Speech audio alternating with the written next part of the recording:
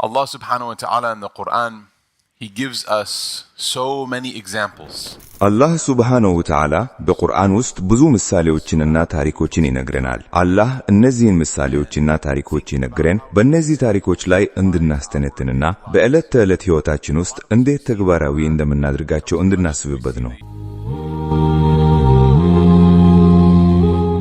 ብዙዎቻችን ቁርአንን እናያለን፣ ወደ መስጂድ እንመጣለን። በመስጂድ ወይም በቤታችን መደርደሪያ ላይ የተቀመጠውን ሙስሐፍ እናያለን። ይህ መጽሐፍ የተቀደሰ ልዩና የተከበረ መጽሐፍ መሆኑንም እናምናለን። ይህ ሁሉ እውነት ቢሆንም ነገር ግን አንድ ሰው ለቁርአን ያለውን ክብር ገደብ አድርጎት ከቁርአን ጋር የማይገናኝና የማይቀራው ከሆነ የቁርአንን ዋና ዓላማ ስቷል ማለት ነው። ከቀድሞ መምህራኖች አንዱ እንዲህ ይል ነበር፣ የተማሪዎችን ስኬታማነት የማውቀው ሙስሐፋቸውን በማየት ነው። ቁርአንህ ንጹህ አዲስና ያላረጀ መስሎ ከታየኝ አንተ ጥሩ የኢስላማዊ ትምህርት ተማሪ እንዳልሆን ካውቃለሁ። ነገር ግን ቁርአንህ ካረጀ፣ ሽፋኑ ከላላ፣ ገጾቹ ከተጣጠፉና በዳርቻው ላይ ማስታወሻዎች ካሉበት ይህ ተማሪ የዚህ ዲን ግንዛቤ ፍቅህ በሚገባ የሚያዳብርና የሚያድግ ተማሪ መሆኑን አውቃለሁ ይለን ነበር። አላህ ሱብሃነሁ ወተዓላ ወደ ጀነት ለመግባት በምናደርገው ጥረት ውስጥ በህይወታችን ውስጥ እንዴት መኖር እንዳለብን በየቀኑ በየሳምንቱና በየወሩ እንድናሰላስል የተለያዩ ምሳሌዎችን ሰጥቶናል። አላህ ጀነትን ይወፍቀን። አላህ ቁርአን ውስጥ በተለያዩ ቦታዎች ከጠቀሳቸው ምሳሌዎች አንዱ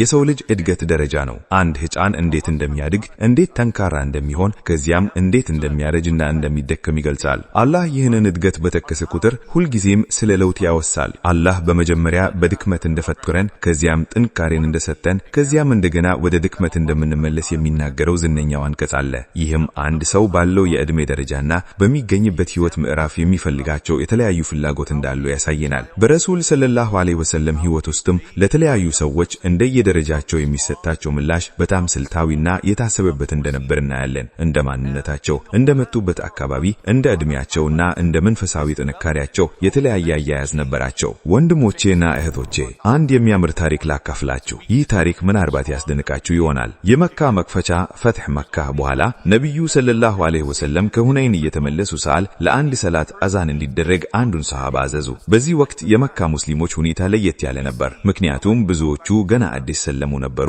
ወይም ደግሞ እስልምናን ባይከበሉም ለሙስሊሞች የፖለቲካ በላይነት እጅ ሰጡ ነበሩ። አዛኑ በሚደረግበት ወቅት በዚያ የነበሩ የ10 ዓመት አካባቢ ዕድሜ ያላቸው ህፃናት አዛኑን እያሾሁ ይደገሙ ነበር። ከነዚህ መካከል አቡ መህዙራ የሚባል ልጅ ይገኝበታል። አቡ መህዙራ ምንም እንኳን እያሾሁ ቢሆን ድምፁ ግን እጅግ በጣም ያምር ነበር። ረሱል ሰለላሁ ዐለይሂ ወሰለም ይህንን ሲሰሙ አዛኑን ሲያፈዙበት የነበሩትን ህፃናት ተቆጥተው ከማባረር ይልቅ የአቡ መህዙራ ድምፅ ውበት አስተዋሉና ወደ እርሳቸው ጠሩት። ህፃናቱ ጥፋት እንደሰሩ ስለሚያውቁ ደነግጠው ነበር። ረሱል ግን ያልከውን ድምፅ ደግመህ አሰማኝ አሉት። ልጁ አፈረ። ረሱልም የተወሰነ ገንዘብ ሰጡትና እባክህ አዛኑን ደግመህ በላሉት። ረሱል አዛኑን እየመሩት፣ እርሱ ደግሞ በቆንጆ ድምፁ ይደገም ነበር። ረሱል ሰለላሁ ዐለይሂ ወሰለም ልጁን ወደውት እጃቸውን በራሱ ላይ አሻሹ።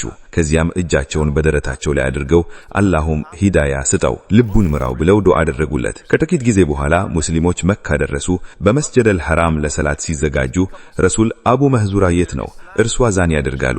አቡ መህዙራ መጣና በደስታ አዛን አደረገ። ከብዙ ዓመታት በኋላ አቡ መህዙራ ይህንን ታሪክ ሲያወራ ረሱል እጃቸውን በራሴና በደረቴ ላይ ካደረጉ በኋላ በምድር ላይ ከማንም በላይ የምጠላቸው የነበሩት ሰው ከማንም በላይ የምወዳቸው ሆኑብኝ ይላል። እንዲያውም ረሱል የነኩትን የራሱን ፀጉር እስከ ዕለተ ሞት ድረስ ሳይቆርጠው ለበረካ ቆይቶታል። ይህ ታሪክ የሚያስተምረን ምንድነው? አላህ በቁርአን እንደሚያስታውሰን ለእያንዳንዱ ደረጃና ሁኔታ የራሱ የሆነ ስልት ያስፈልጋል። ረሱል ሰለላሁ ዐለይሂ ወሰለም ከእስልምና ጠላቶች ጋር ያላቸው አያያዝ ተለይቶ ነበር። ነገር ግን ከዚህ ህፃን ጋር ያደረጉት አያያዝ የልጁን ልብ ለመማረክ ታስቦ የተደረገ ነበር። ይህን ታሪክ ለእናንተ ለአዋቂዎች የምናገርበት ምክንያት በእያንዳንዳችን ውስጥ ያለው ነፍስ ፍላጎት ልክ እንደ ህፃን ልጅ መሆኑን ነው። የነፍስያችን ጉልበት ልክ እንደ ህፃን ልጅ በስሜት የሚነዳ ነው። ብዙዎቻችን እስልምናን የምንለማመደው በስሜት ነው። ደስ ሲለኝ እሰግዳለሁ፣ ካልፈለኩ ግን አልሰግድም፣ ስሜቱ ሲመጣልኝ ሰደቃ አስጣለሁ እንላለን። ይህ ግን የህፃን ልጅ አስተሳሰብ ነው። በታሪክ ውስጥ ትልቁ ህፃን ሰው ፊርዓውን ነበር። ፊርዓውን ሀብትና ስልጣን ነበረው፣ ነገር ግን ዲሲፕሊንና ራስን ለመቆጣጠር ብቃት አልነበረውም። አላህ ሱብሃነሁ ወተዓላ ሙሴን ወደ ፊርዓውን ሲልከው እርሱ ወሰን አልፏልና ወደ እርሱ ሂድና ሊጣራ ወይም ሊሰዳ ይፈልግ እንደሆነ ጠይቀው አለው። ሙሴ ተአምራትን አሳየው። ነገር ግን ፊርዓውን ልክ እንደ ግድብ ህፃን እውነቱን መከበል አልፈለገም። ወንድሞቼና እህቶቼ ጥንካሬ ማለት በሰው ላይ በላይነት ማለት አይደለም። ረሱል ሰለላሁ ዐለይሂ ወሰለም እንደተናገሩት እውነተኛ ጠንካራ ሰው ማለት በቁጣ ጊዜ ራሱን መቆጣጠር የሚችል ሰው ነው። ጥንካሬ ማለት ለፈጅር ለፈጅር ሰላት ብርድ ልብሱን ገልብጦ መነሳት መቻል ነው። ጥንካሬ ማለት ገንዘብ ኖሮህ ለተቸገሩት መስጠት መቻል ነው። አላህ በቁርአን ውስጥ ጀነትን ለሁለት አይነት ሰዎች እንደሚሰጥ ይገልጻል። አንደኛው በአላህ ፊት መቆምን የፈራ፣ ሁለተኛው ደግሞ ነፍሱን ከክፉ ስሜቶች የከለከለ ነው። ጀነት እርካሽ አይደለም፣ በነፃም አትገኝም። መስዋዕትነትና ራስን መቆጣጠር ትጠይቃለች። ሙስሊም መሆን ማለት ሁልጊዜም ነገሮች ቀላል ይሆናሉ ማለት አይደለም። ይልቁንም አላህ ፈተናዎች ይሰጥሃል። ነገር ግን እነሱን ፈተናዎች የምታልፍበትን ጥንካሬ ይሰጥሃል። በመጨረሻም ዛሬ ስለ ቁርአን ትምህርቶች ስናወራ ቁርአን ስለ እዝነትና ስለ ሌላው ሰው ህመም መጋረጥም ያስተምረናል። በጋዛ፣ በሊባኖን፣ በሱዳንና በሌሎችም ቦታዎች በወንድሞቻችንና እህቶቻችን ላይ እየደረሰ ያለውን ግፍ ሁላችንም እናውቃለን። አላህ ለነርሱ ትልቅ ፈተናን ሲሰጣቸው ለኛ ደግሞ ምን ታደርጋላችሁ የሚል ፈተና ሰጥቶናል። ምናልባት እኛ ብቻችንን ጦርነቱን ላናስቆም እንችላለን፣ ነገር ግን የአንድን ግለሰብ ችግር መቅረፍ እንችላለን። ዱዓ እናደርግ። አላህ ለተበደሉ ወንድሞቻችንና እህቶቻችን ድልና እረፍትን ይሰጣቸው፣ የሞቱትን በሸሂድነት ይቀበላቸው፣ የቆሰሉትን ይፈውሳቸው፣ የተወሰደባቸውን ሁሉ በተሻለ ይተካላቸው። አላሁም ይህችን ኡማ በአንድነት ላይ ሰብስበልን፣ እርስ በርሳችን የምንተዛዘንና የምንደራዳ አድርገን። አላሁም ከኛ ተቀበል፣ ያለፉትን ማረን፣ በሽተኞቻችንንም ፈውሰን። አሚን። Empathize with each other and support one another, Ya Arhamar Rahimin. Oh Allah, we ask you to accept from us. Oh Allah, we ask you to forgive those that have passed away in our community, and we ask you to give shifa to those who are sick, Ya Arhamar Rahimin.